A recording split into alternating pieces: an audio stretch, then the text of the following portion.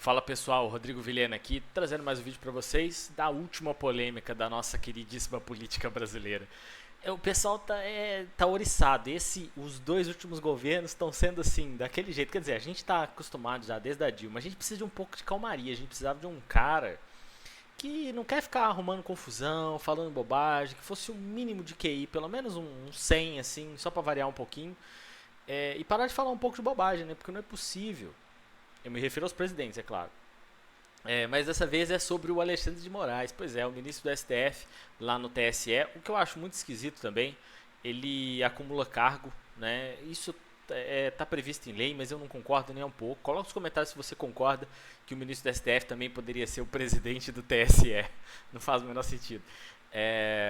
E ele fez uma declaração peculiar, para dizer o mínimo, porém muito grave um pouco depois o sentido da declaração dele, né? O porquê. Vamos lá, vamos ver o vídeo. Então, ao mesmo tempo, o ataque ao segundo pilar da democracia, os instrumentos que levam à democracia, o voto, e o terceiro pilar, a independência do judiciário, no Brasil isso se misturou, porque é o poder judiciário, por meio da justiça eleitoral, que organiza, realiza, administra e julga as eleições. Vamos dar uma pausa aqui porque eu já tenho alguma coisa para dizer em relação a isso. Ele está fazendo uma crítica direta ao Senado, né? Porque o Senado começou com aquela história de impedir decisões monocráticas, que é uma questão de lógica, né? Eu digo que o jurista ele é treinado para abusar das falhas do sistema, né? E eu acredito que muitas outras pessoas devem falar a mesma coisa ou devem pelo menos dizer coisas muito similares a isso, nesse sentido. Coloca nos comentários o que você acha dos juristas, advogados, promotores, juízes, com respeito, gente. Porque esse pessoal, você sabe, né? Ultimamente a juristocracia está em alta no Brasil. Mas o que o Alexandre de Moraes ele fala, ele cita sobre essa questão dos três poderes, a definição exata, bem definida, né, dos três poderes no Brasil, não está bem definida. E é por isso mesmo que existe a necessidade de uma regulamentação, né? Já que é esse o assunto do vídeo no final, estou dando um spoiler para vocês já. Então, é preciso que ele entenda que ele não tem poder, ou pelo menos não deveria ter o poder, de uma forma indiscriminada como tem agido ultimamente, né? Claro que criou-se precedentes para que isso acontecesse. Os seus colegas, né, no caso, os colegas do ministro lá do Supremo, eles são coniventes com com as ações dele, das arbitrariedades, e mesmo assim, em alguns casos que não houveram arbitrariedades, mas que no mínimo foram estranhas, como por exemplo ele ser réu, julgador, executor de um mesmo caso, os colegas dele deveriam ter tomado parte, pelo menos para fazer as coisas como se fossem conforme toca a música, né? Toca a banda. Então você tem que dançar conforme a música ali, não é ficar esse bacanal que tá aí, porque uma hora, e a gente tem que se preocupar com isso, e eu sempre digo isso, a gente tem que se preocupar muito com essas coisas que acontecem lá, porque quando a gente assustar, tá batendo na nossa porta, né? O autoritarismo, as arbitrariedades. Então, esse tipo de situações a gente precisa criticar, a gente precisa ficar de olho bem aberto para entender o que está acontecendo, né? Vamos ver o resto do vídeo aqui. Então, o inimigo do segundo e terceiro pilares da democracia, para o populismo extremista no Brasil, era o mesmo. E os canhões foram direcionados para isso. Esses três pilares resistiram no mundo todo, mas foram abalados.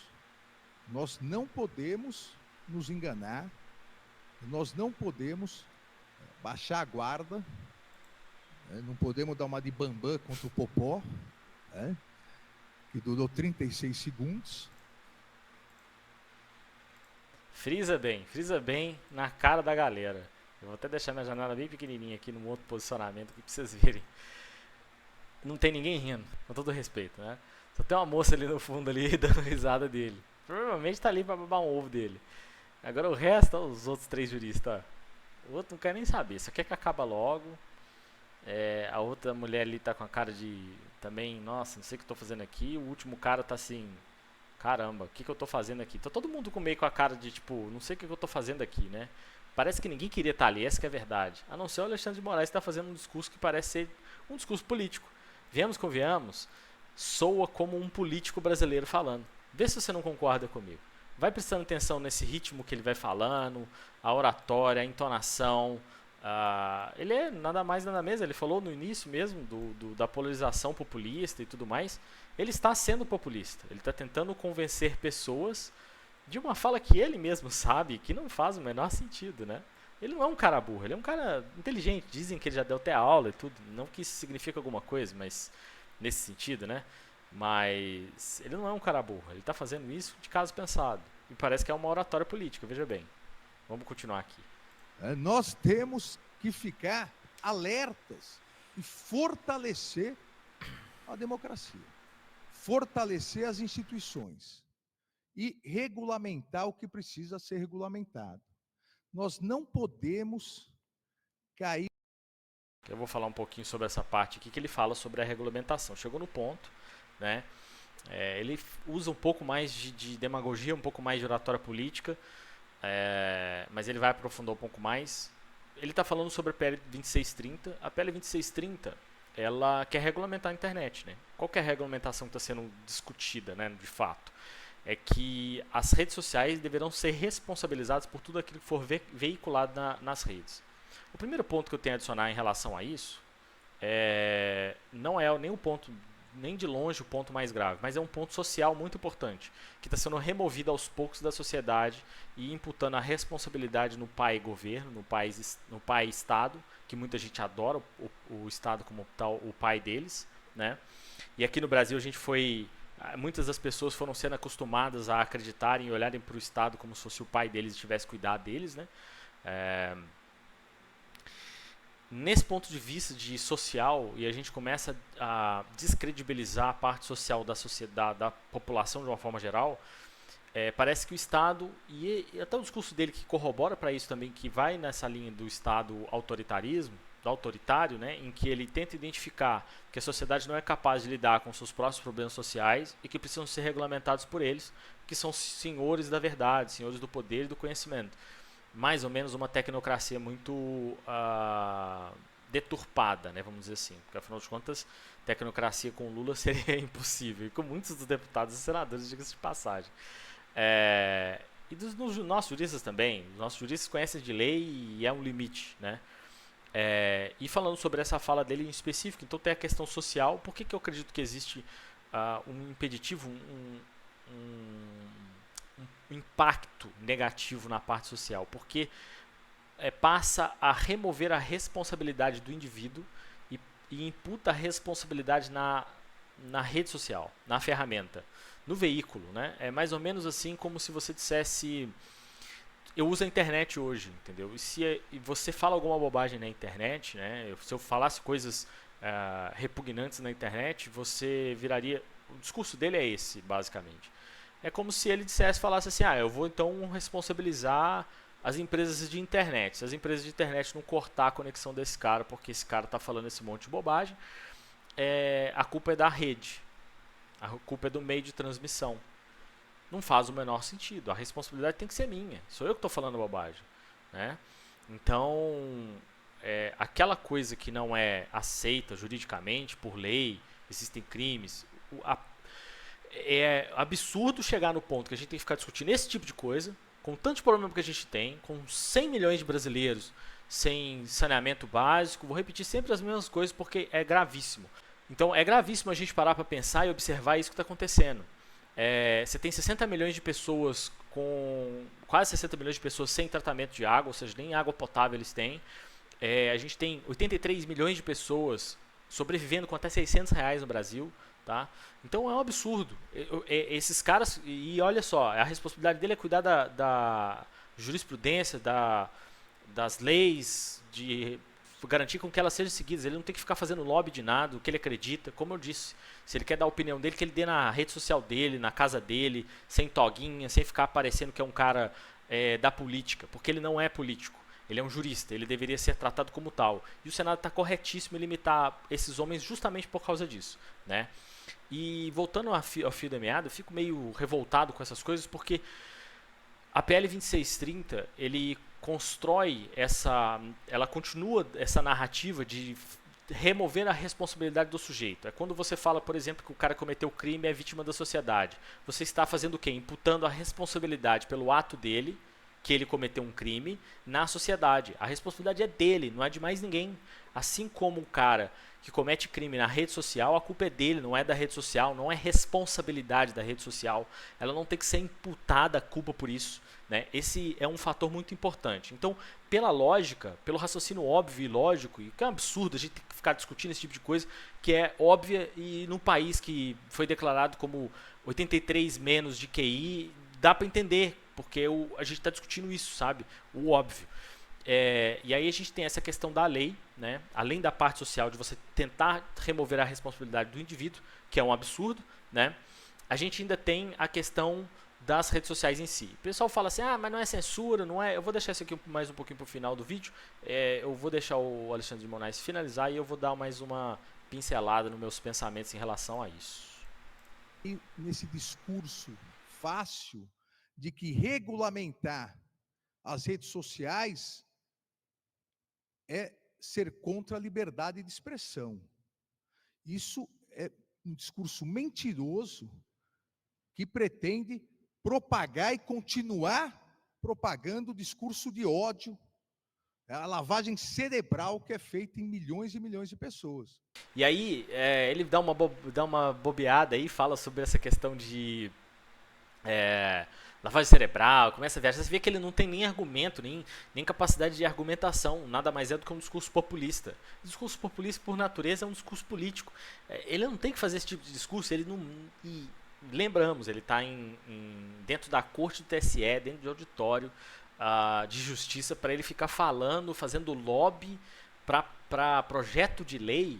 Você está brincando comigo, né? O Brasil está nesse nível.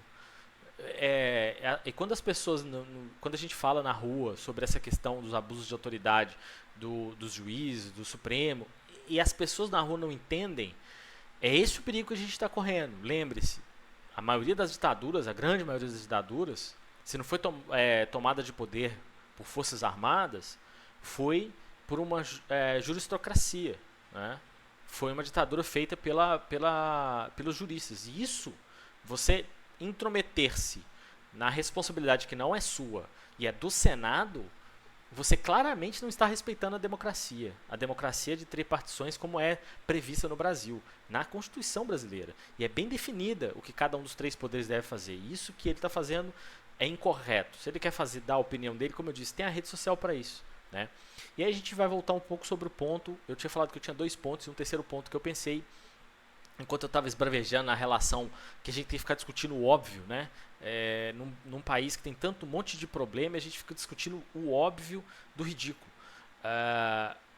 Se você tem as leis já para responsabilizar as pessoas, e tem que ser responsabilizado o indivíduo, não é a rede social, né? Nem a sociedade.